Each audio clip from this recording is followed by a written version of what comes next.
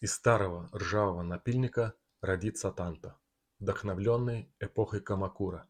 Сталь с высоким содержанием углерода, дифференциальная закалка, выраженный хамон, самурайская традиция, переосмысленная в мастерской. Старые напильники содержат до 1,2% углерода. Это означает потенциал для исключительной режущей кромки.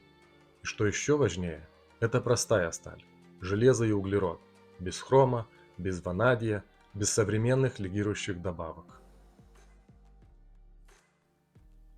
Чтобы получить четкий и выразительный хамон, сталь должна честно реагировать на огонь. Сегодня этот забытый инструмент станет танто.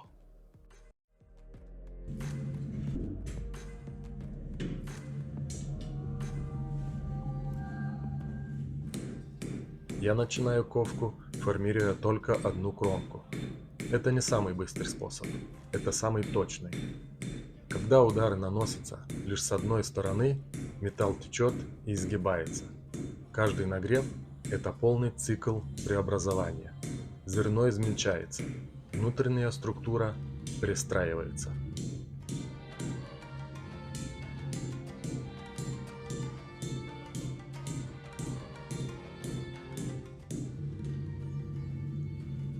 Ковка вместо простого шлифования может увеличить стойкость режущей кромки до 2,5 раз. Я постоянно корректирую изгиб. В японской традиции дисциплина – это не жесткость, а осознанный контроль на каждом этапе.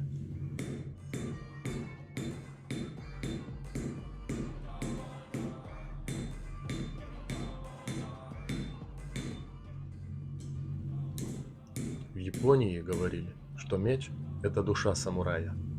Это не была романтическая метафора. Оружие олицетворяло дисциплину, ответственность и самообладание.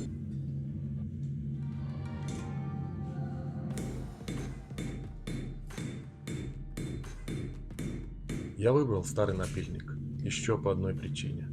Современные стали содержат хром, молибден, никель, превосходные элементы для промышленности. Но этот проект не о промышленной прочности. Он о характере. Он о видимой диффериальной закалке, о наследии.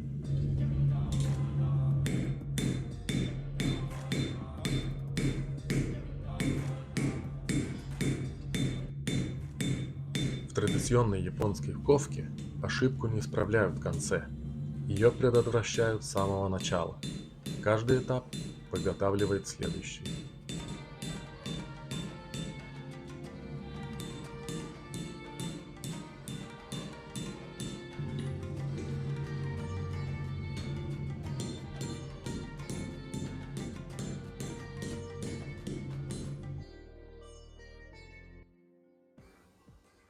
Я срезаю конец под углом и начинаю формировать острие.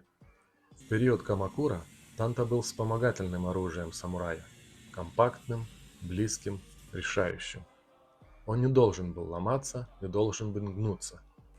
Геометрия острия – это баланс между проникающей способностью и прочностью. Здесь нет преувеличения, только пропорция.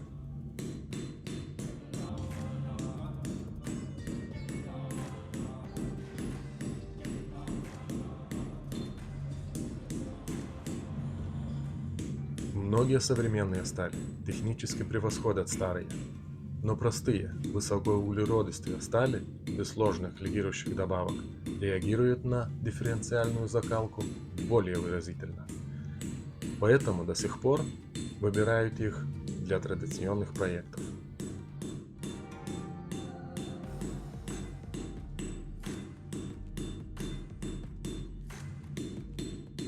Ковка – это не просто придание формы, это изменение структуры стали.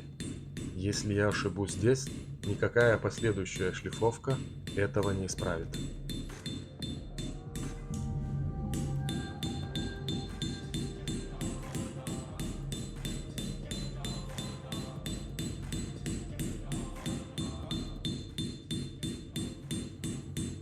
Теперь я снижаю температуру примерно до 400 градусов.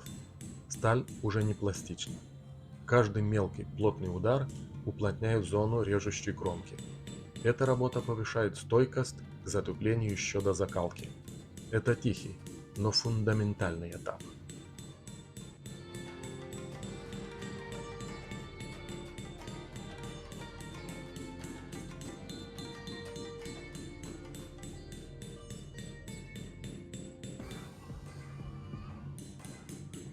Легкий изгиб многих японских клинков – это не просто эстетика. Это естественный результат температурных различий при закалке. Физика создает форму.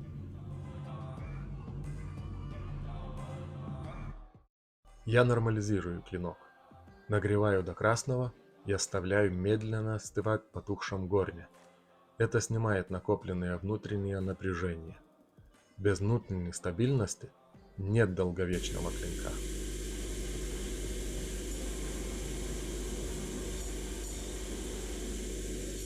Шлифовка проявляет то, что построил молот. Я корректирую линии, выравниваю симметрию. В японском клинке геометрия определяет результат закалки.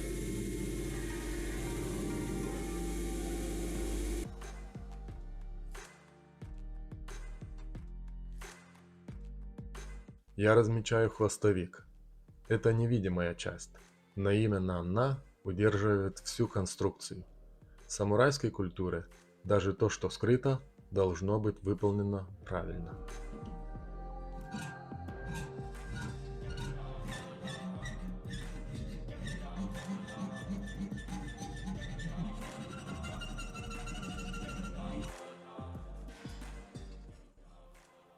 Я формирую контролезвие. Оно утончает кончик клинка и снижает сопротивление при проткновении. Нож легче проходит через ткань, кожу, доспех или дерево, особенно при использовании как колющее оружие. В традиционных танто и некоторых западных ножах этот элемент особенно важен. Острие становится более агрессивным и эффективным при уколе.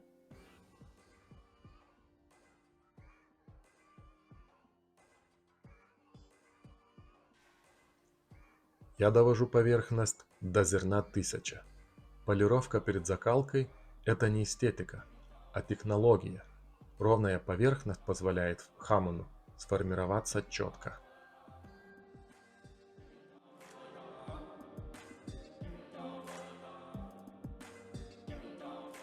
Теперь я готовлю смесь глины и угля.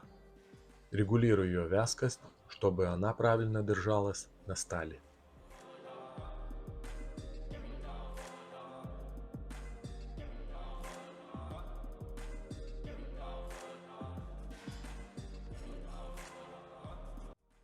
Это может выглядеть как обычная грязь, но в японской традиции эта смесь решает, где клинок будет гибким, а где почти таким же твердым, как стекло.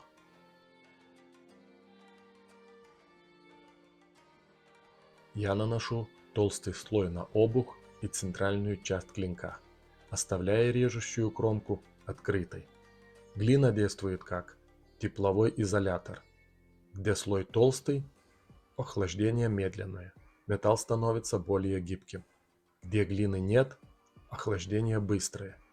Там формируется самая твердая структура. Так создается классический японский баланс. Чрезвычайно твердая кромка и устойчивый к излому обух. Рисунок, который я наношу, это не украшение. Это граница между двумя металлическими структурами. Это самый критический момент. За считанные секунды сталь может треснуть, деформироваться или трансформироваться правильно. Второго шанса не будет.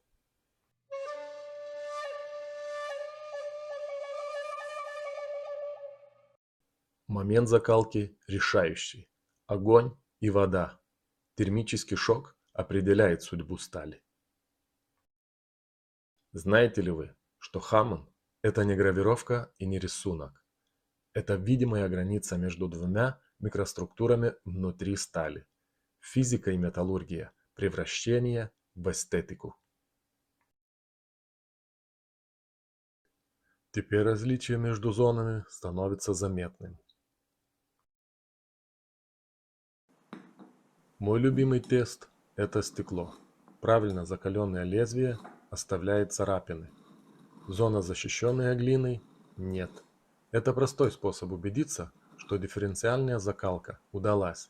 Твердый край царапает стекло, а мягкая спинка – нет.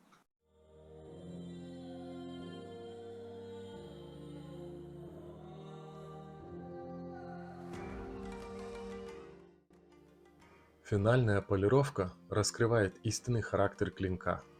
Каждый абразив, каждая алмазная паста устраняет микроскопические дефекты. Поверхность начинает говорить.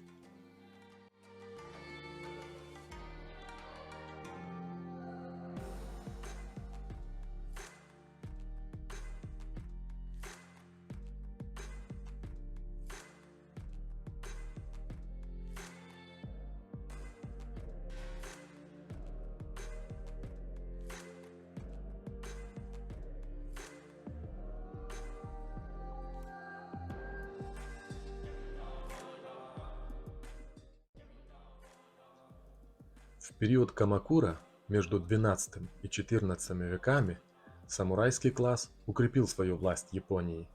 Именно тогда оружие стало не только военным инструментом, но и символом идентичности и статуса.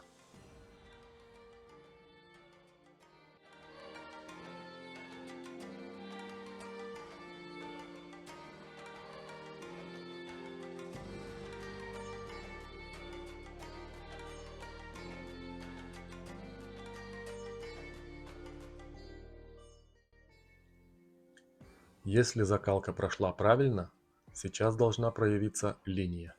Это не украшение, это доказательство существования двух структур в одном клинке.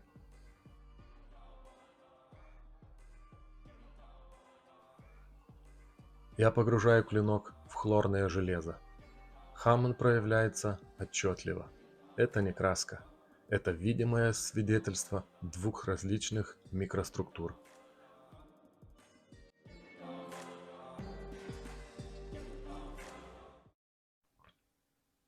Клинок готов. Но танто – это не только сталь. Его баланс зависит от каждой окружающей детали. Я начинаю работать с медью. В танто мелкие элементы – не второстепенные украшения. Это часть структурного и визуального баланса. Цуба защищает руку. Хабаки фиксирует клинок в сая. Небольшие металлические прокладки регулируют натяжение конструкции. Ничего случайного здесь нет.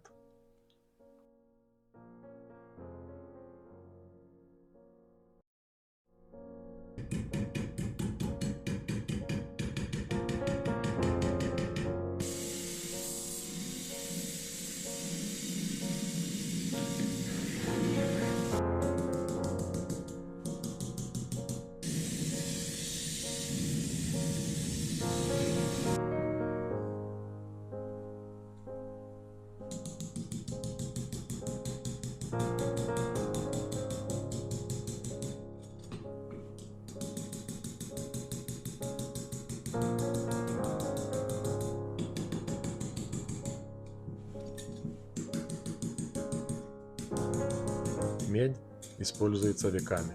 Она пластична, адаптируется к стали и не повреждает ее. Со временем покрывается патиной, но сохраняет функцию. Патина – не разрушение, это след времени.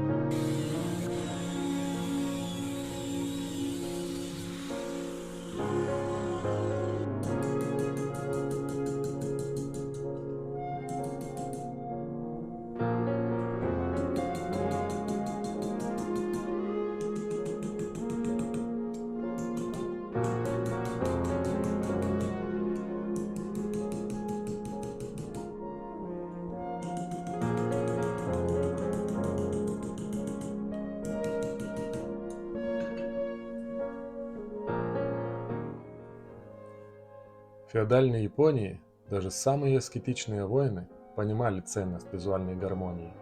Оружие должно было быть функциональным. но также отражать дисциплину.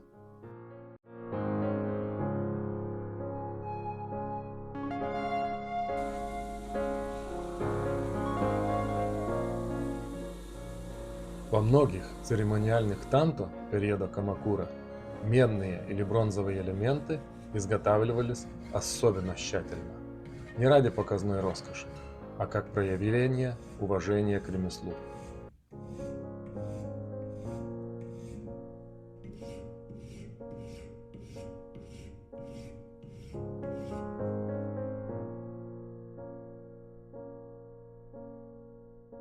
Когда я создаю эти детали, я не пытаюсь точно воспроизвести исторический образец.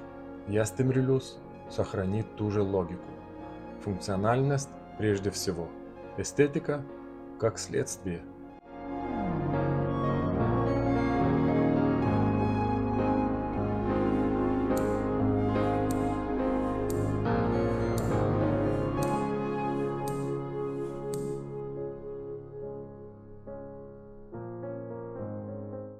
Каждая поверхность подготавливается вручную. Каждая кромка должна входить без напряжения для стали. В этот момент нож перестает быть просто клинком. Он начинает превращаться в целостную конструкцию.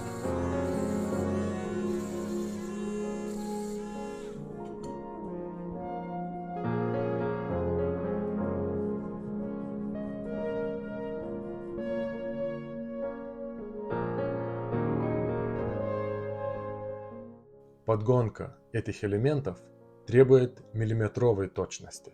Если хабаки слишком свободен, клинок вибрирует. Если слишком плотный, возникает избыточное внутреннее напряжение. Баланс– это не абстрактное понятие, он механический.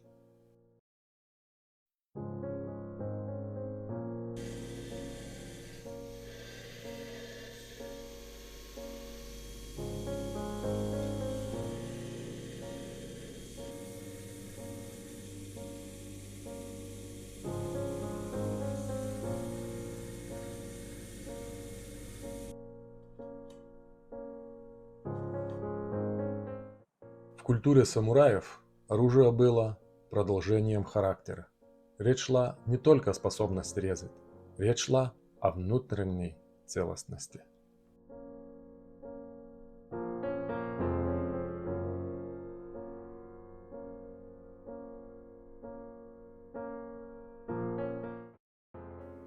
Эти небольшие детали, почти незаметные для многих, определяют, будут ли танто ощущаться в руке надежным или хрупким. В традиционном японском клинке ощущение так же важно, как и прочность.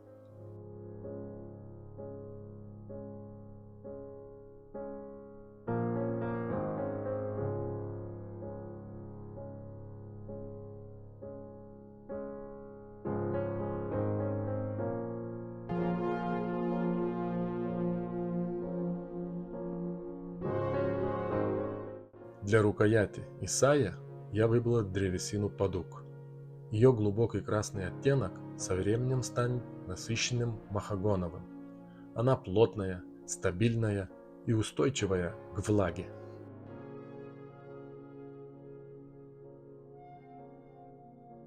После полировки я наношу льняное масло, естественную защиту и долговечность.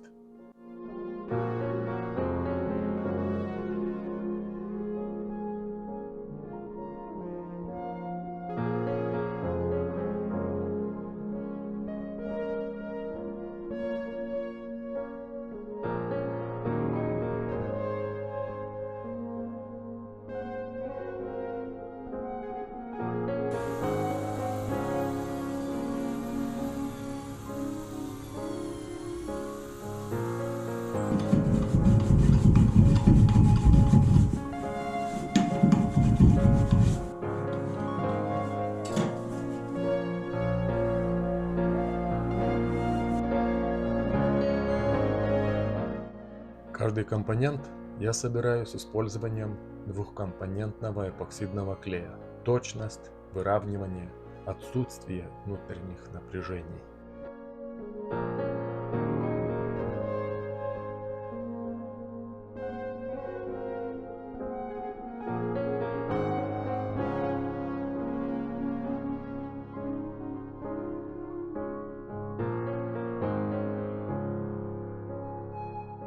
Знаете ли вы, что женщины самурайских семей часто носили небольшой танту, называемый кейкен?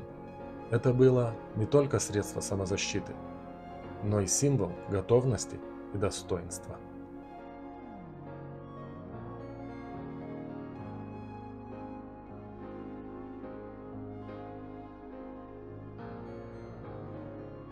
В классических танто рукоять фиксируется штифтом меккуги, чтобы ее можно было разобрать. В этом проекте я выбрал склейку. Это проще и современнее.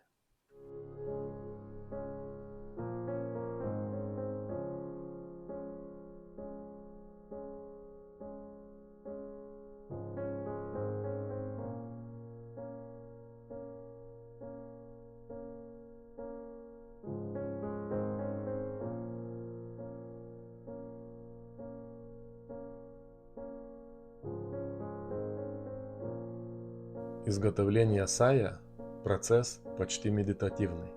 Традиционную используется древесина хоноки. Я применяю падук, чтобы сохранить эстетическую целостность проекта. Брусок разделяется на две половины для лучшего контроля поведения древесины. Внутренняя полость вырезается с минимальным зазором. Клинок должен скользить плавно, но фиксироваться надежно. Правильная асая защищает сталь от влаги и повреждений. Это не просто ножны, это место для покоя оружия.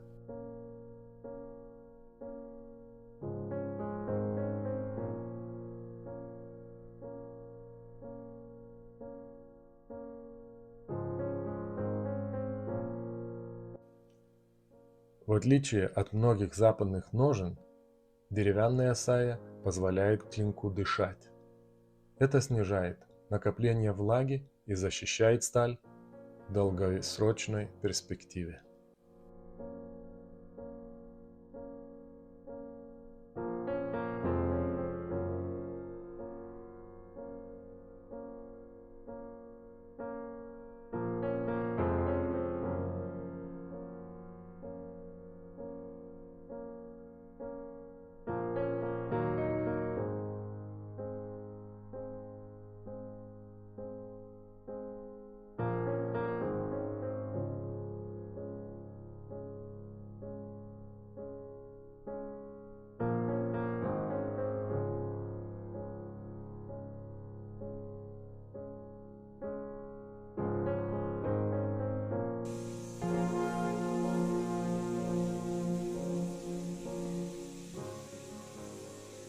В самурайской культуре мастерство измерялось не только силой, но и постоянством.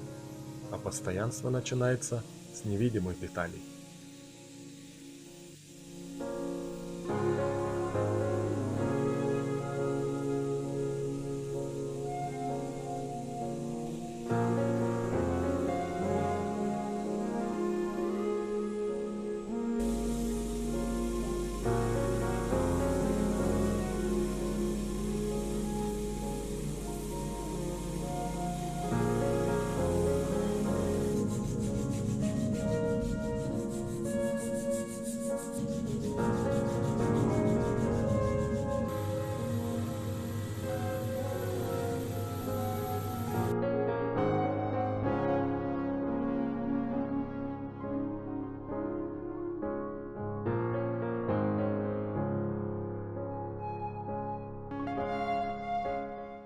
Этот танто родился из забытого инструмента. Он не стремится копировать прошлое, он стремится его уважать.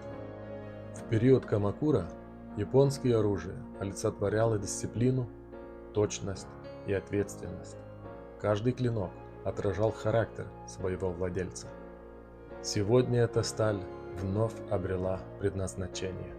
Огонь, вода, терпение. Это не просто нож, это структура, это предосмысленная традиция. Это наследие в форме стали.